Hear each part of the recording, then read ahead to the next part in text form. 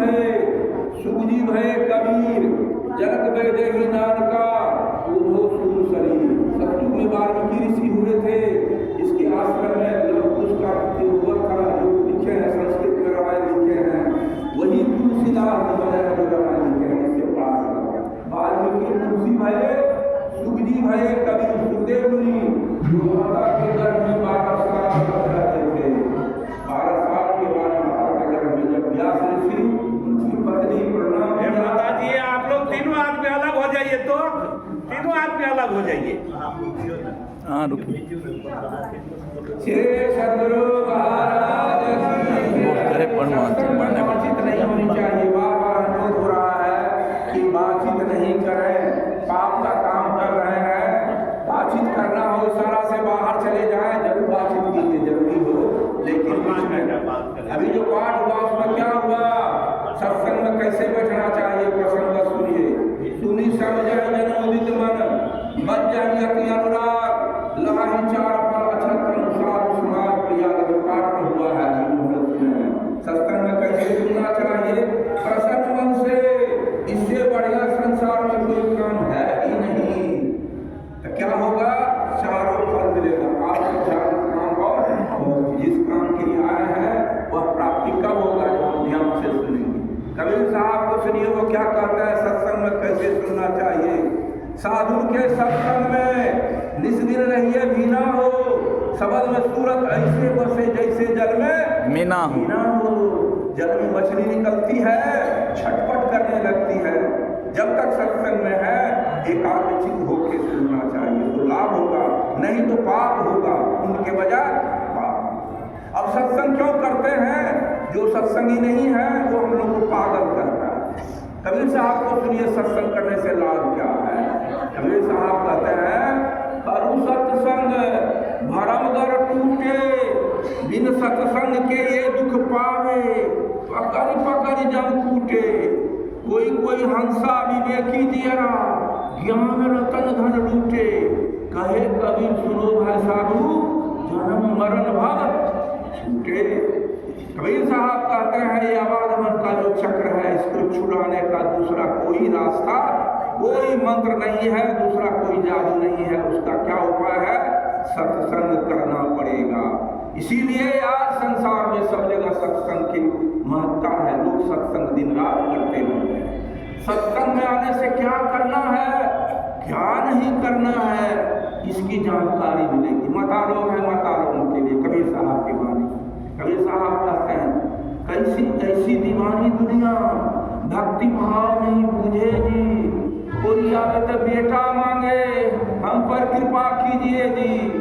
कोई करावे ब्याह सगाई, तुरंत गुस्साई रीझे जी। कोई आवे तो दौलत मांगे, घूस में भेंट रुपया। कहे कबीर सुनो भाई साधु, अंधाओं को क्या दीजिए जी। कबीर साहब हम लोग अंधा कहा, मांगना चाहिए क्या क्या नहीं मांगना चाहिए। लोग जाता है भोला बाबा के यहाँ, क्या करता हमारा बेटा ब्याह करा जा, हमारा है प्लॉट सोच भाजा, मांगना यही का हम लोग अंधा है। क्यों अंधा है, जो मांगना चाहिए जानकारी कहाँ मिलेगा, ऐसे ही सत्संग में मिलेगा।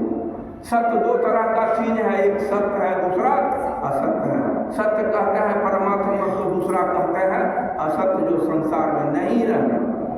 सत्य क्या है, असत्य क्या है, थोड़ा सा व्याख्या सुनिए।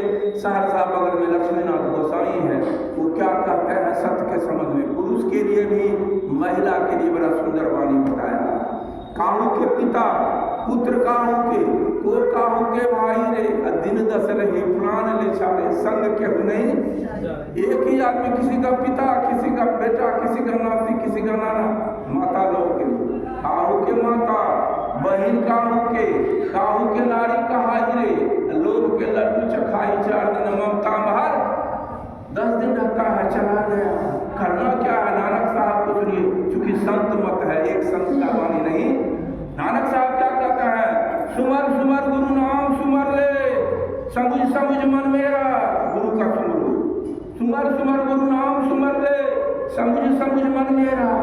अब की हम सब चुक जाओगे, पाओगे बहुते।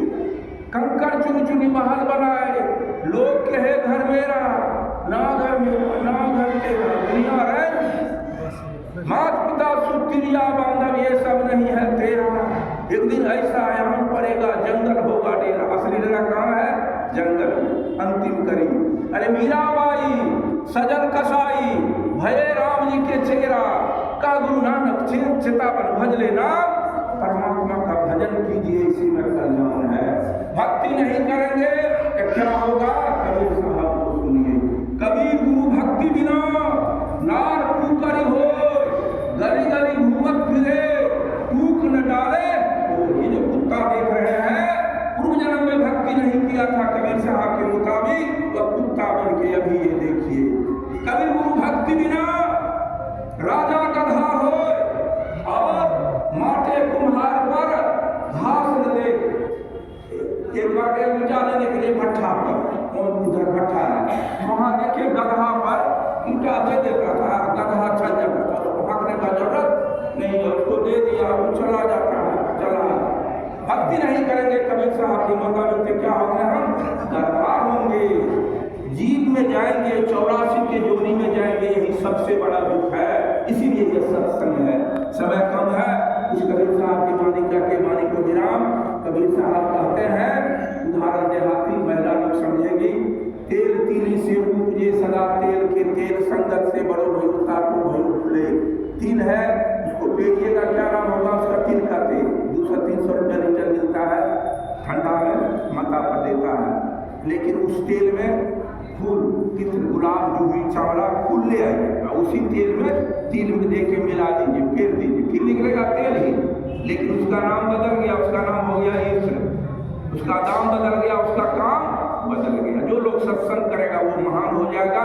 कबीर साहब का छोटा सा गागर में सागर है। कबीर साहब कहते हैं, पूज होत नर जगत में अस सत्संग प्रभाव, अस सत्संग प्रभाव। पूजे जिन नारी मीराबाई, सुपस सुदर्शन पूजे, पूजे सजन कसाई।